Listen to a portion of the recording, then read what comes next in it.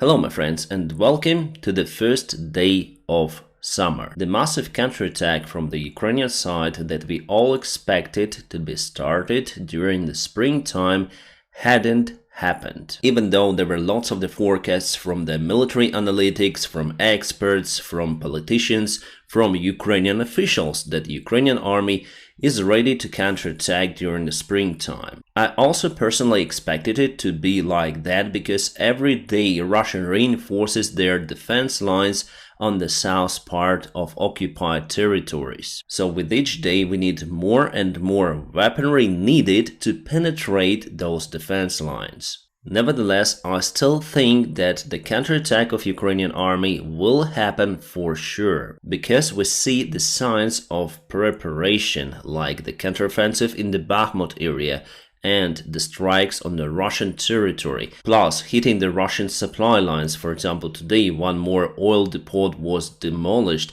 We're gonna speak about it later in this video. So in general, we see the positive trend and we should expect the counteroffensive probably this month. At least American officials now say that the counteroffensive of Ukraine will start during the summertime. Alright, let's check out the latest situation for the Bakhmut area. Russia sent reinforcements, as we know, and they try to gain back their lost territories. As for the Bakhmut city, everything is calm over there. Around 2 months ago, I told you that probably Ukrainian army got the order to withdraw from the Bakhmut city little by little, so we did it 2 or even 3 weeks ago. Ukrainian army stopped using the artillery systems for the city, and probably they are letting the Wagner forces to leave the city. Wagner promised to leave the city on 5th of June. Firstly, they promised on 10th of May and now 5th of June. Let's hope it will happen. The Russian army is not that effective compared to Wagner forces.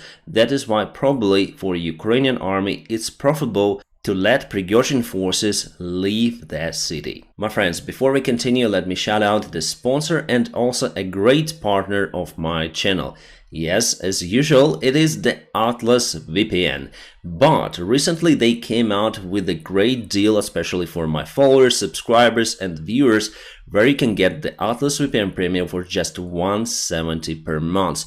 Plus 6 months for free. This is the best offer on the market right now from all of the premium VPN services. And I may admit, after using many of the VPN services, that Atlas VPN is the best VPN service out there. First of all, I do care about my security because Atlas VPN has a special design data breach monitoring system. If I have the Atlas VPN warning, then someone tries to reach my device, I switch off the public Wi-Fi. Also, Atlas VPN uses the military standard protocols to secure your data, and they put firewalls to the government control annoying ads and hackers. Also, Atlas VPN themselves are unaware of what data is on your device. Basically, they are protecting it without access to your data. So my friends, please follow my personal link in the video description just below, where you can get the Atlas VPN Premium for just $170 per month.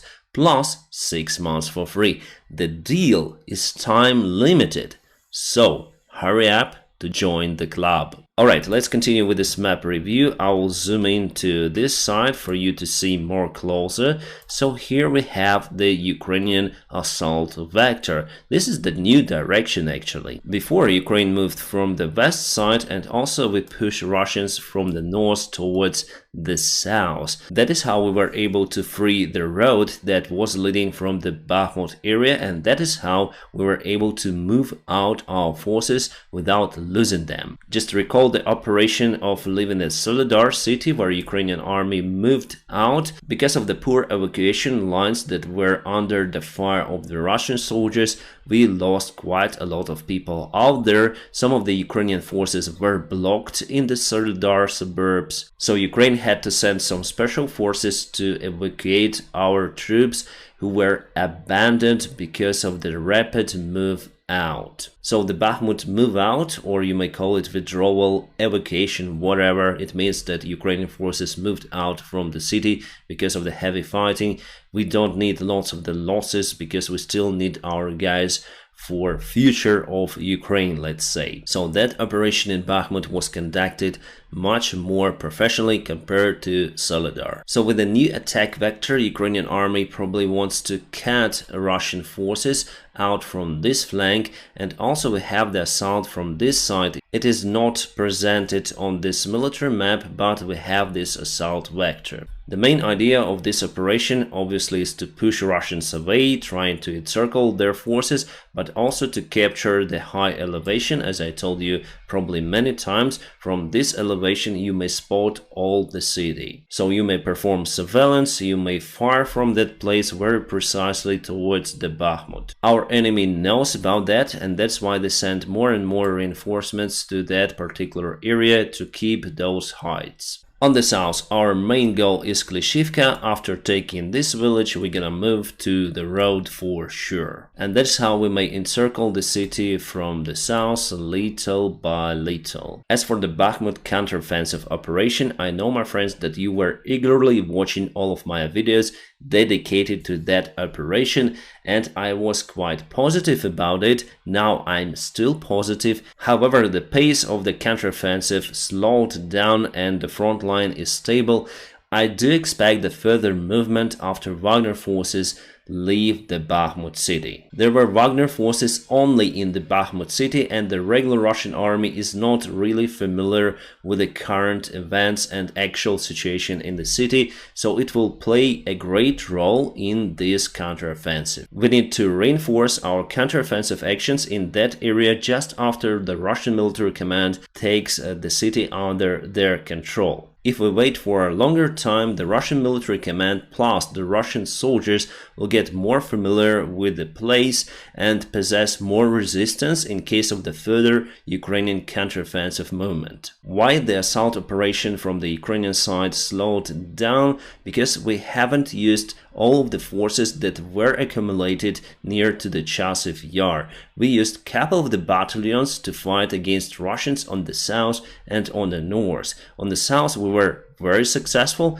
on the north just successful. The Ukrainian 3rd Assault Brigade did a fantastic job, and Russians at first few days were just running, leaving their positions. Here's more closer look on the Bakhmut city and also suburbs.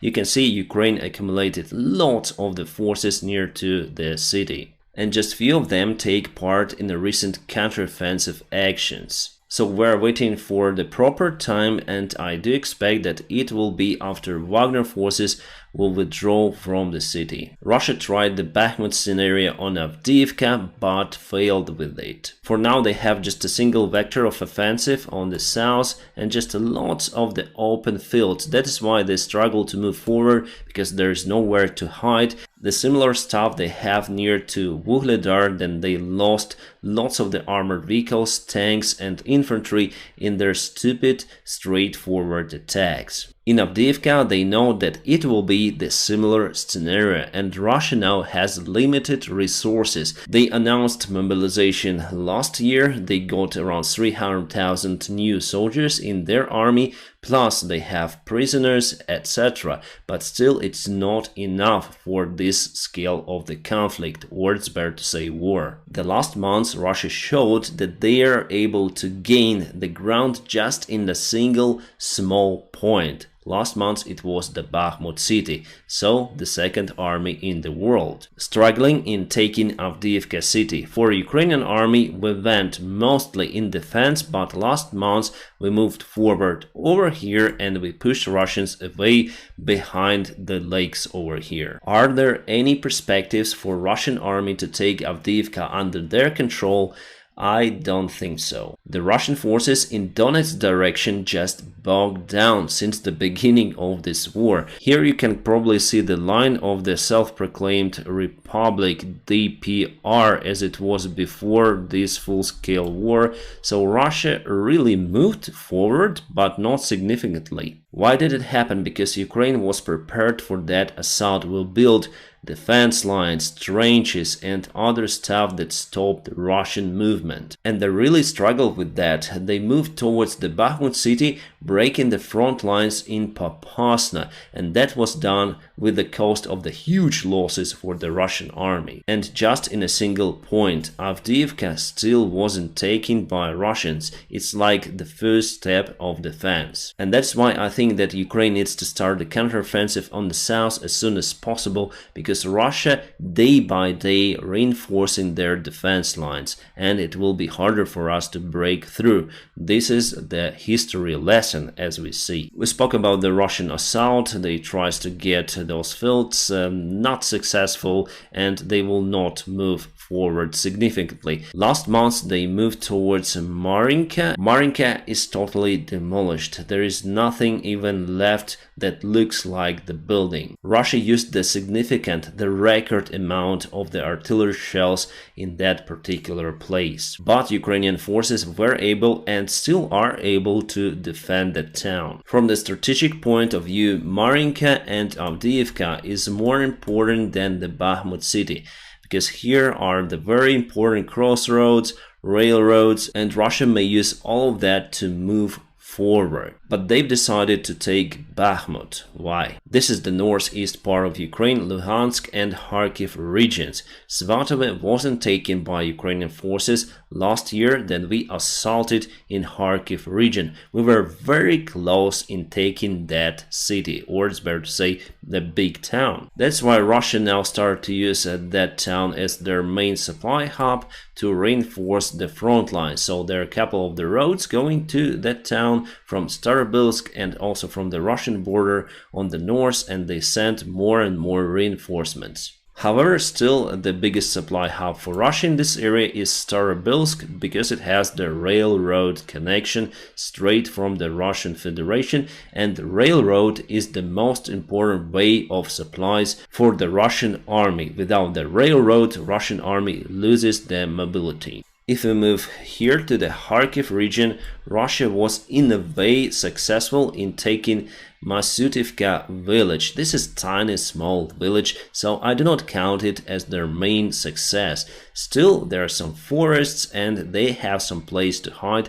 That is why they move forward. And there's the natural obstacle, this river over here, that blocks supplies from this side for Ukrainian forces, and we have to send them across this area, and this area is under the Russian control. So we have this small land under our control that makes the defense of this area very difficult. Alright, let's go for the news. Today Prigozhin announced that for the successful mission of the Russian special military operation, but he doesn't hesitate to call it war, Russian army needs at least 2 more million soldiers. He says that the Russian management will look for the new mobilization wave that might happen in Russia. There is no other way out. Well, I would recommend just to take the Russian army and put it out from Ukraine, so the war is over and they don't need the new mobilization. But it seems like Putin is blind, he is deaf,